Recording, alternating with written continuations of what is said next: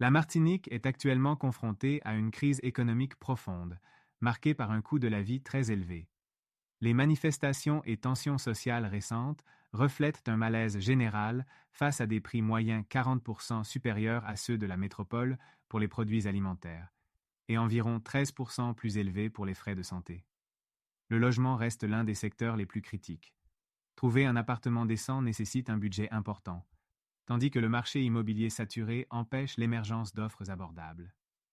La demande croissante, combinée à une production insuffisante de nouveaux logements, maintient les loyers à des niveaux prohibitifs. En matière d'alimentation, les habitants sont confrontés à un paradoxe. Malgré la richesse de la nature martiniquaise, les fruits et légumes locaux coûtent aussi cher que les produits importés. Cette situation résulte de problèmes logistiques et de distribution qui fragilisent l'autosuffisance alimentaire de l'île. Pour tenter d'enrayer cette spirale, un protocole d'accord a été signé le 16 octobre 2024 entre l'État et les distributeurs. Cet accord prévoit une baisse de 20% sur des milliers de produits de première nécessité.